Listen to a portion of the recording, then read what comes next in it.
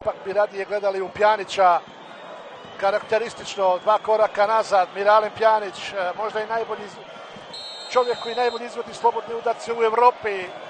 Miralem Pjanić, pogledajte kako su Švicarci oprezni. Pjanić, majstore! Fudbalski genije! Poštovani gledalci, ja sam ustao sa svoje komentatorske pozicije i aplaudiram ovom fudbalskom čarobnjaku koji igra za reprezentaciju Bosne i Hercegovine. Alanti vjera, majstore!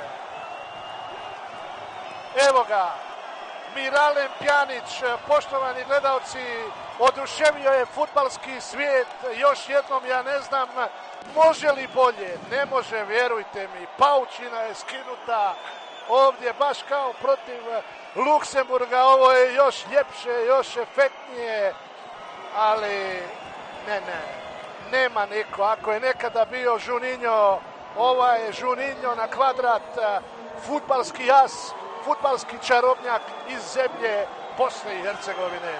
Majstore!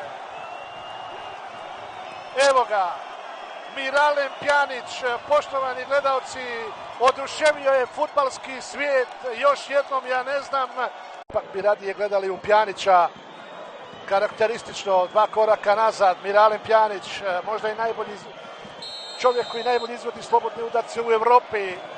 Miralem Pjanić. Gledalci, ja sam ustao sa svoje komentatorske pozicije i aplaudiram ovom fudbalskom čarobnjaku koji igra za reprezentaciju Bosne i Hercegovine. Alanti vjera, može li bolje? Ne može, vjerujte mi. Paučina je skinuta ovdje baš kao protiv Luksemburga. Ovo je još ljepše, još efektnije, ali Pjanić, pogledajte kako su Švicarci oprezni. Pjanić, majstore!